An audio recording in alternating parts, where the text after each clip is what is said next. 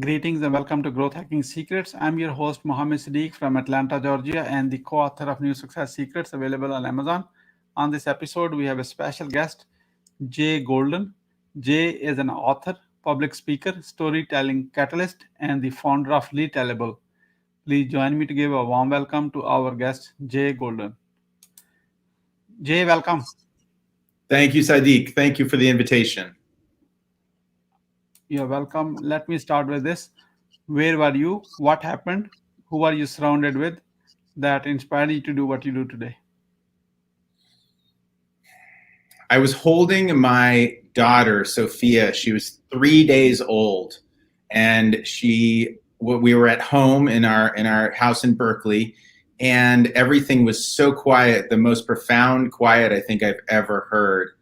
And as does happen sometimes in those quiet moments, I had a chance to consider my own journey, how I got there, how I arrived at this moment, and what was informing my path forward. And I had been working in digital media for about 14 years, since kind of the dawn of the internet, in early internet learning, early music creation, music videos, early branding and messaging via viral videos and apps. Every time kind of chasing the edge of the thing that I was looking to create.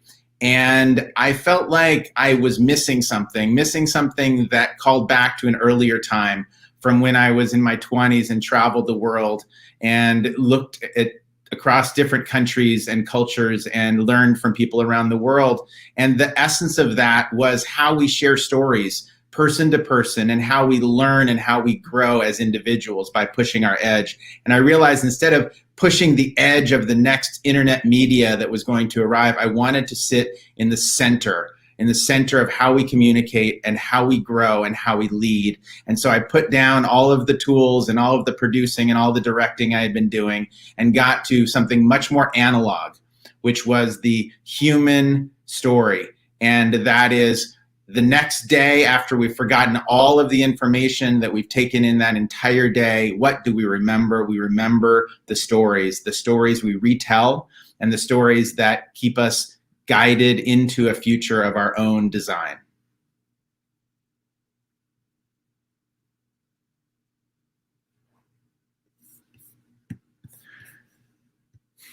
Can you hear me okay?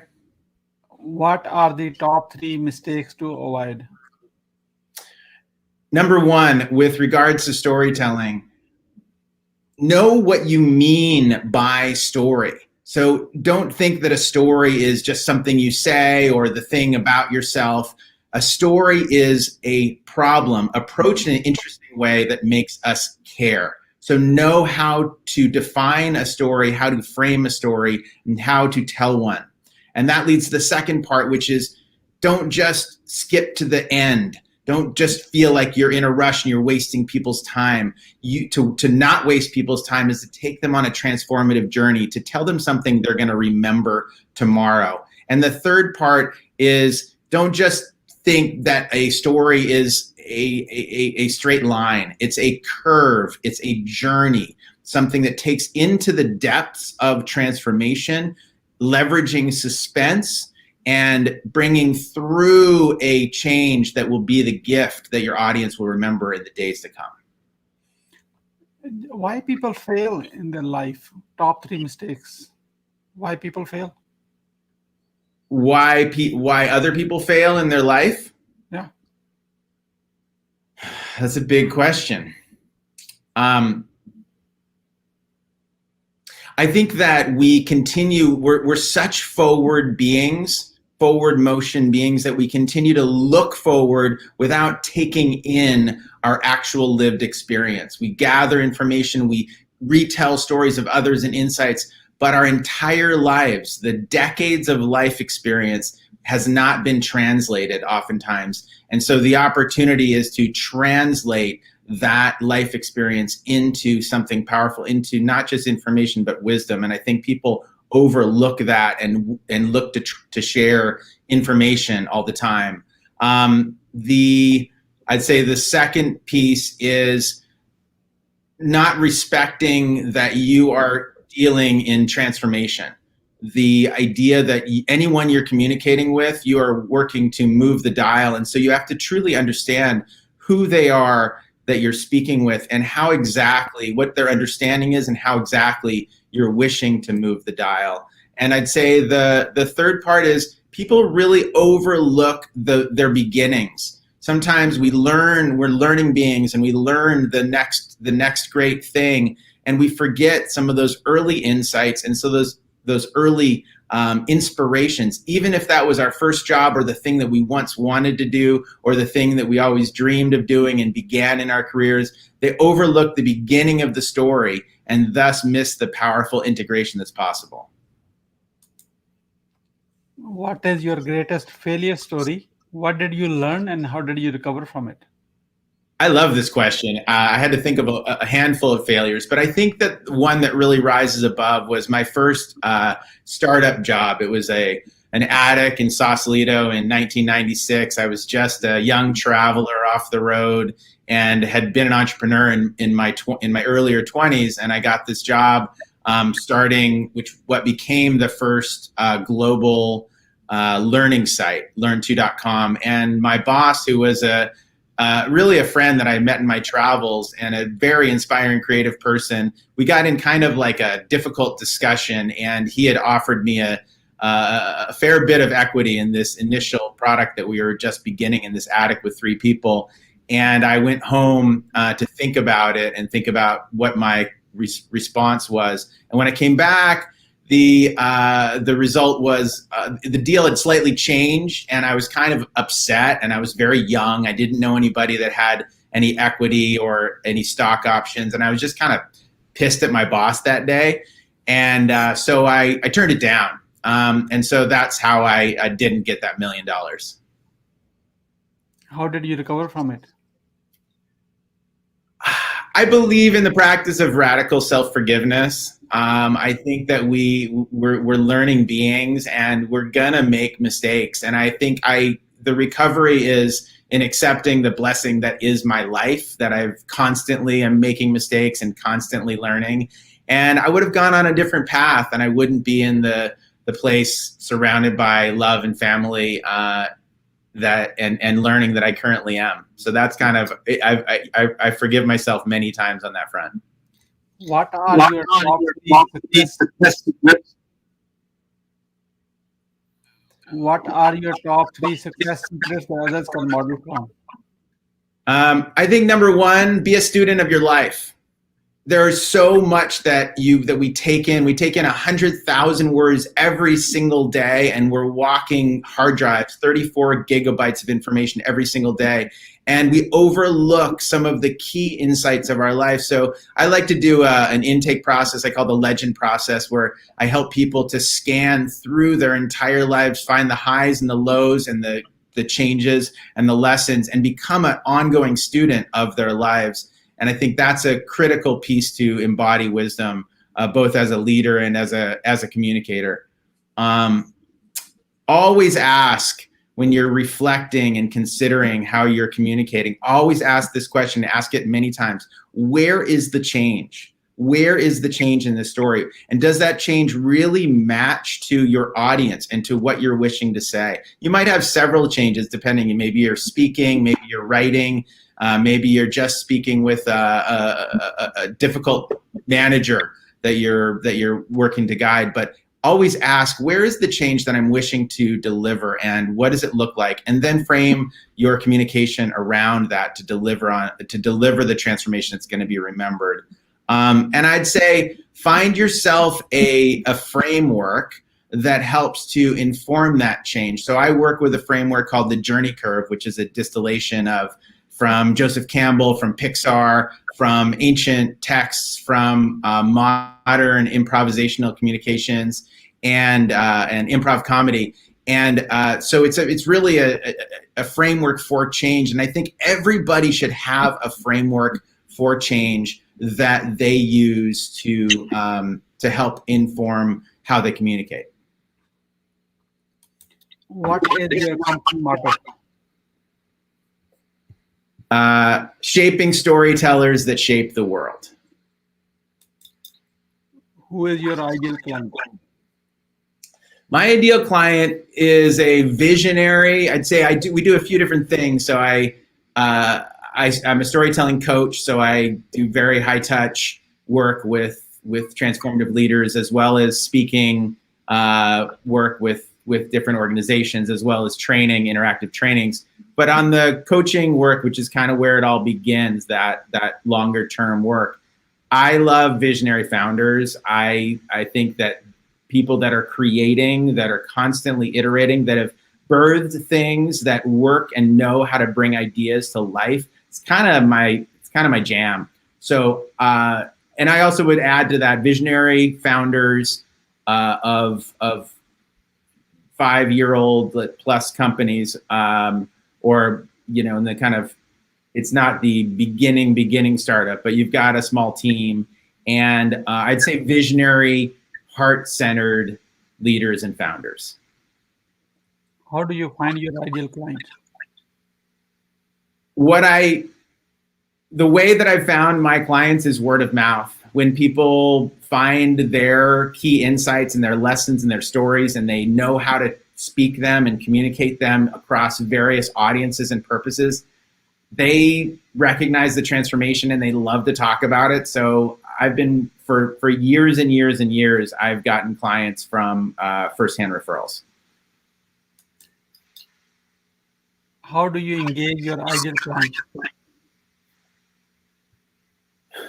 The first part is the core essence of this is all about what is a transformative story. How do you find it, whether it's in your own life or in your clients or your customers, or conveying it through your products. But the essence of it is being a student of story and doing that through storytelling coaching. So that basically means developing a collection of stories and metaphors and anecdotes that deliver on the transformation you're wishing to bring in the world.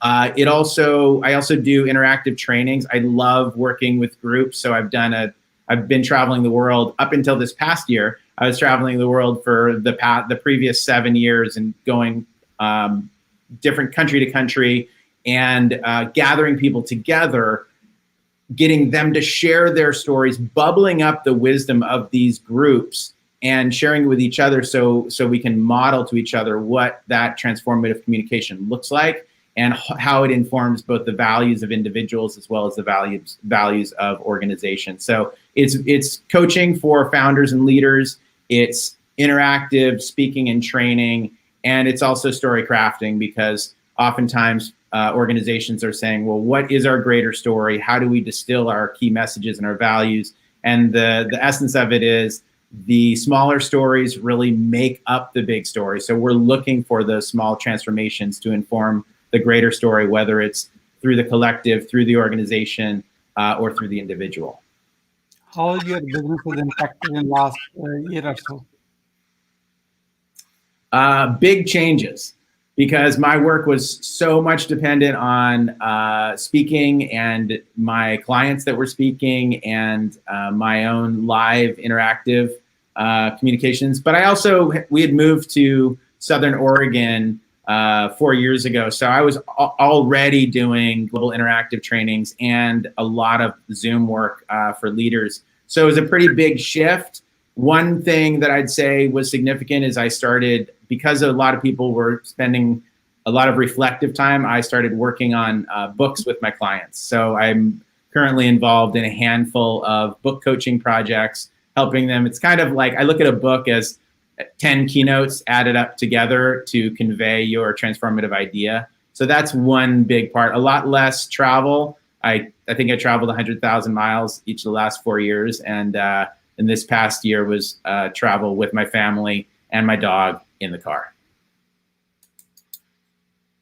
What are your well-defined products and our services?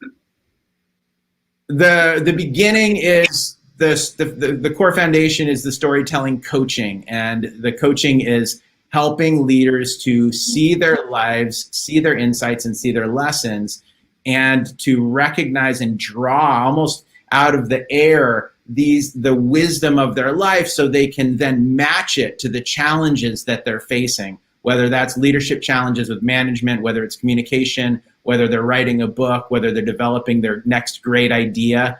I have one client who likes to call my journey curve format a bad idea tester, because you can really, when you're telling a story, you can tell, and you're telling a story of a product, you can really tell if it's not working by using this change framework. So it's storytelling coaching for leaders, a lot of founders that I've worked with around the world. It's interactive trainings for teams and for audiences. That is really getting them to share stories with each other, learn the framework, recognize the stories of their lives and their work, and to be able to share them and apply them in a collaborative way. And it's more public speaking. So public speaking in front of larger audiences that still has a thread of interactivity, but it's more didactic sharing about why stories matter, what stories really are, and how they work. And then the last part is crafting, is gathering those small stories to inform a greater story that holds everyone's piece in it so they can see their part in it and also can derive critical messages that are relevant to each part of the company. Why someone should buy from you?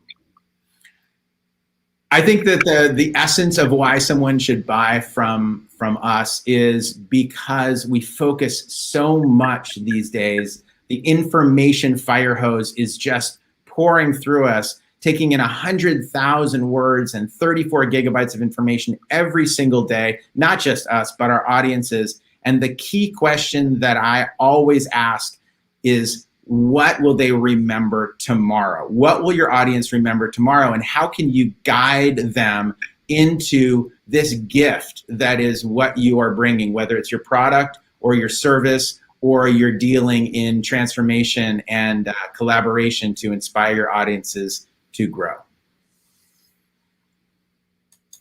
How do you crush your competition? I paused on this question. I entirely do not crush my competition. I love up my competition as much as possible, help them to gain the tools, because I think that I've watched the storytelling world grow so much in the last 10 years. And I think the more people that can help transform information into wisdom, the better world we're going to have. And so I just continue to work to help storytellers become greater. How do you deliver a 5-star client experience? On the coaching front, I think the way that I really deliver it is, my job is kind of chief listener. So it's not just, okay, tell me the story, let's shine it up and get it out. I'm listening for what's not there. I'm listening for what's behind what you're saying. And I do that not just in our conversations. I do that on my bike rides and my hikes. I wake up in the morning, and when I'm doing my stretches, and my clients are kind of constantly with me. So they receive my consciousness. They receive the insights that I'm gathering every single day, and I deliver it back to them. And I think that's why they talk about it. That's why this business has continued through so many changes in the last dozen years.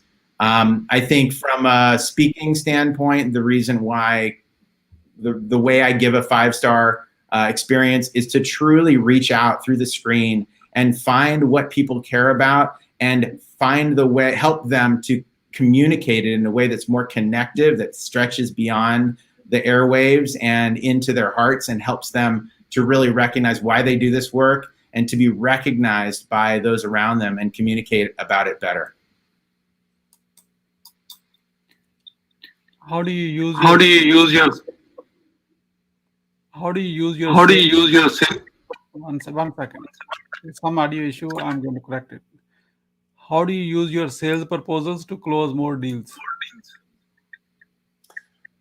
The wonderful thing about this business is that I'm helping people tell stories. And when others hear those stories and they compliment them on those stories, those storytellers, they just love talking about the work and talking about how much it's changed and created integration in their lives, so that the inside of who they are matches how they communicate. They're not two separate things. And as a visionary founder, that's a big deal, because you're oftentimes communicating about things that are deep and clear to your heart. And so I think the way that I do a sales proposal is I help people tell stories. I help people tell retellable stories. I haven't done a sales proposal in a long time, a real sales proposal. I help people find their essential wisdom, and that spreads well. How do you convert your clients into your brand ambassadors? I'd say same answer as the last question. People become brand ambassadors because they're sharing transformative stories, stories of change that truly reveal their work in the world, and they connect with their audience in a really deep way, whether that's live with management or on social media. And so they love to talk about retellable stories and retellable storytelling. I have some clients that have passed out hundreds of my books and they post about it. And I think it's just that gift of true integration that comes when you're really sharing a different kind of story, not just the one you've told 1,000 times, but with new shades and components and new applications and new richness that becomes a living thing. And when you're sharing a living thing, you're sharing energy that just spreads naturally. We are about to move into lightning round. That means quick question and quick answer. Are you ready? Okay, I'm ready. I'm ready. What are you grateful for today? I'm grateful to have shelter. And I'm grateful to be surrounded by trees and surrounded by love of my family. How do you start your day? I start my day with a cold shower. It's pretty warm up here now in Southern Oregon. And as often as I can get in and take a very short cold shower to wake me up to the world, I'll do it. How young are you? I've been circling around behind the sun for 52 years. So Jay, you are not 52. You are 18 years old with 34 years experience. Thank you. I love it. What do you want to be? What do you want to do when you grow up? That's such a great question. I want to write a transformative metaphysical novel that conveys the essence of how stories are in our DNA and how they connect us with the rest of the participants on this planet, and how that's why they change us and inform us. And I want to put that into a fiction to place it in an anecdotal story. What is your plan to achieve your goal? I've been workshopping. It's such a great question. I've been workshopping different stories that I can place in a kind of fictional form. And so the first part is to workshop and test. I also want to tell these stories live, to share this experience live. So I test it by telling it to my friends and advisors. And I'm actually this summer, as part of my project, to bring some of those life stories, that wisdom, into a kind of mythological form and start writing.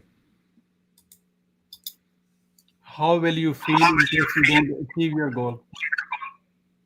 Well, I answered this question by thinking about that. So I'm in my last moments of breath. I'm looking out at my family, and I'm realizing that it's the end. And I think, okay, what's not done?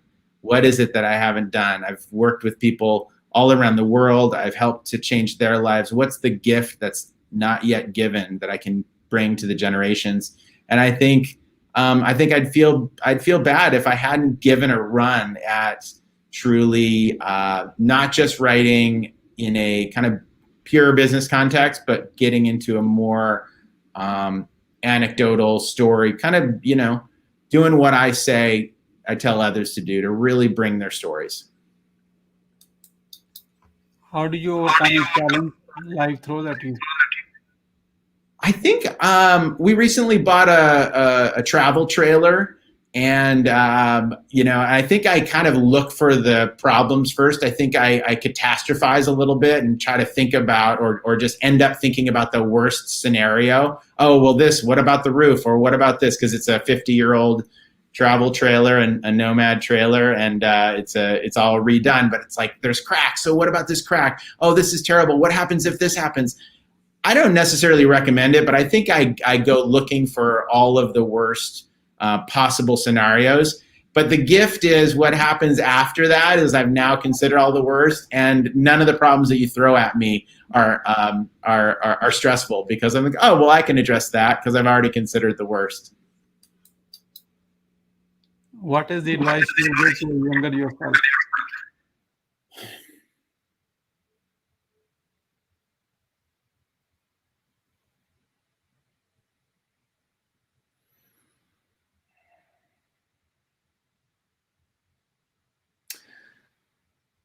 Your experience really matters. And the more you care for it, the more it's going to help you lead a healthy, vibrant, successful life. Once you have a revolutionary idea, how do you convince your significant other? We have I have a really special relationship with my wife. So, I mean, she stood side by side with me as I was bringing this business from an idea through the struggles of supporting the family, doing it through the recession of 2009, and kind of bringing it to life. So I think the way that I convince her is I map it out, and I map out the variables, and I say, look, here is the possible future in this entrepreneurial direction where I'm not working for someone. I'm planning my own time. We go on our vacations when we want. I spend as much time with the kids as I possibly can. So, for example, it's mapping out what the future scenario could look like with this new idea, and we just workshop it. And I just have I get a lot of love and support on these ideas. I'm very fortunate. Why being impactful is important to you? I really believe, especially in this new time where there's so many new things that are coming up, I think we're going to look back at this time for decades and decades to come. And I think the question of how we behave and what gifts we bring to the world are magnified. These opportunities are magnified. And so I really feel like if I can change a person's heart, if I can change a person's direction into a more purposeful way of communicating and connecting, that it's when I look over my life and I think of the best gifts that I've given, it's really those reflections from the people I've helped that warms my heart and makes me feel like that my work has mattered. And so being impactful for me means really helping to orient people into a future of their own design. Who is your living mentor and what's the impact? So Chip Connolly, the author and speaker, has this idea in his book, Wisdom at Work, that's about a mentern. So it's not just a mentor, but it's an intern at the same time, because that's what his job was at Airbnb. And he was a mentor to the young people, but also an intern to the young people to learn about technology. And so I love that concept. And so I feel like it's not just a mentor, but I would state my favorite mentern is Ken Dykewald. And he's been a person, I've actually got his book here. I helped him to gather these stories for his book, Radical Curiosity, that came out in April. And I helped him to scan his life, to feel the transformations of his life, and to tell them in a rich way that keep on being told in all kinds of ways and media outlets. And it's a very successful work. And I say this because in between those stories, he would give me advice, and the advice that he gave me changed my whole business and thus my whole life, and some directions of how to frame my work into working on a yearly basis with clients as opposed to an hourly basis, to really kind of shift and shape a lot of the work that I do in the world. And so again, I'd say that Ken is a great mentern because he calls for counsel and I counsel him as a client, but I call for counsel and he helps to change how I see the world and how I act in it. And I'm forever grateful for that. And I have a few of those relationships, but I love the idea of a mentor. I would love to interview him on my show. Could you please make an introduction? I would love to. Yes, I think that would be great. What do you want to be remembered for?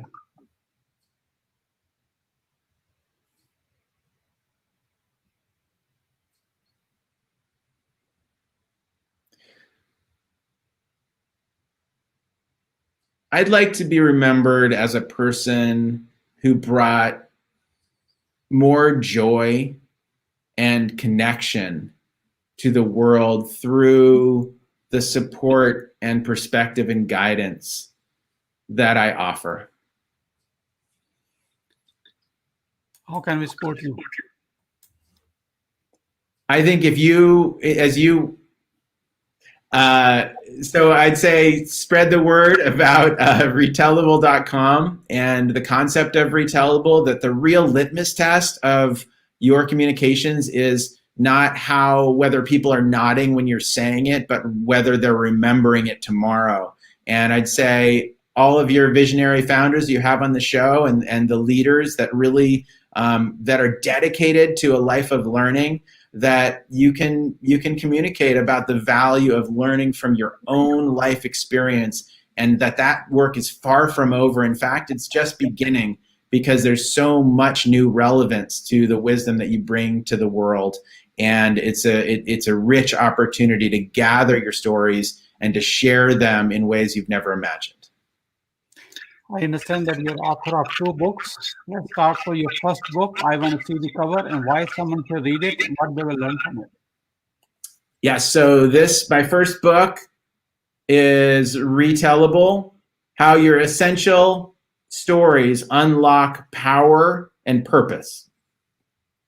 And it's kind of a guidebook. This is a guidebook to gather your stories, to understand why stories matter. There's a lot of brain science in here. Talks about the power of suspense, the dopamine release, cortisol, oxytocin, why these stories matter, how these stories that you tell become immersive, surrounding stories that people see as their own stories. And if you tell them well, you can literally place information into their brains. But if you just try to shove information, it won't stick. It'll go through them. So this has the journey curve framework, which is the framework that I've used in 1,000 different ways to help people with speeches, with books, with travel stories, with management stories, with their own life changes, and it applies it in many, many different ways. So that's Retellable, and I put it out 4 years ago, and it's still traveling out there. I still get all kinds of requests, and so I'm very, very pleased with that. And that I set out, by the way, to write this. I gave myself 6 months to write this book, and I completed it in 4.5 years. So that's partially why I help people to write their books now, is because I know the pitfalls of it taking so long. This is my second book. I like to just show the back of it, because that's the archetypal frame of the journey curve. And this is the cover. So I didn't do exercises in Retellable. I didn't want to kind of muddy the waters by having too many exercises. So this is really a book. While Retellable is largely a leadership book, the Retellable Story Journal is for everyone. It's a way of gathering your life, and it's got 48 different journey curves in it, so you can kind of drop through each story with all the different prompts and shape your stories and gather your collection of stories, which to me is an essential piece of work to apply for career transformation, for communication, for management, and really just for integration of your own journey. And what's the impactful business book you have read, and what did you learn from it? You have the book sitting next to you on the right side. I don't. The I have it on my shelf. I was going to say that I'm going to go early on this. I loved the Alchemist by Paulo Coelho. because it's a journey of transformation where a young man goes and sets out across the oceans and across the deserts and goes exploring, looking for his personal legend. And through that growth, realized that his personal legend and his destiny was back in his own home, sitting there buried under the earth. And I think that's really, that impacted me a lot because I did a lot of traveling. I traveled to more than 50 countries before I was 25 and immersed myself in language and Spanish and Italian and French and became a person that was a seeker and looking out for what is between the words and the stories that people share. And I think that stories like that, like The Alchemist, those kind of anecdotal journeys that show you what really matters, those stories are always valuable. And I think about that myself, that we set out on these great journeys, we look out throughout the world, and the gifts that we bring are sitting right there in front of us. And there's another book by your mentor. Yes. Yeah, okay. Can you say the same thing, similar stuff about that book again one more time? Here's the question. Yeah, so this book, Radical Curiosity, Ken is a very unique individual who came from college in the East Coast in 1969 and left there, heard about this thing called human potential, and came out to Esalen and was at Esalen and studied all forms of personal development for years.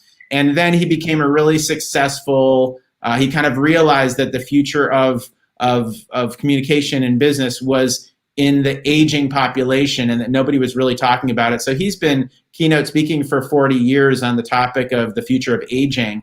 But what we really did was we took a look at the lessons of his life, not just the lessons of his audience and the insights of his research. And I think one of my favorite parts about this was we did a little bit of time travel, and it's actually, I'm in the book.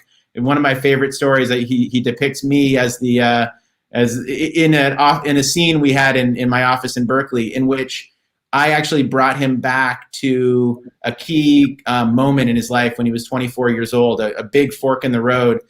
And just by the exercise of his younger self meeting his older self and having a conversation and sharing, the older self sharing the wisdom and the family and the love and the travels, and the younger self having that kind of energy of insight and inspiration. That meeting, I didn't know it at the time, but it became a transformative experience for him that I learned about in the days and months and weeks that followed. And so it made it into the book. It's one of his key stories. And what he says is, by recognizing his younger self recognizing and respecting his older self, and by his older self really remembering and feeling into the inspiration of his younger self, it helped him to embody his role of elder and of storyteller in this world. And it's a wonderful thing to recognize and to see. And he tells this story in a beautiful way, but it's kind of that essence of the travel through your life that conveys those essential gifts. Let's say just 8 stories. Can you gather 8 key stories that you don't tell in the same way over and over again? 8 key stories of things that you've learned from your life that inform who you are today. That's kind of a starting point for me in the work that I do. We are about to wrap up. I'd like to have your few words about your today's guest experience on the show. Here is my question. What would you say about your today's guest experience on the show? Well, I didn't really know what to expect at all. I watched the videos, and what I loved when I got the questions was, wow, they really made me think, and they really made me reflect, not just on what my offering is, but on how I communicate it. And I really appreciate that. I'm grateful for that. And what would you say as the final word?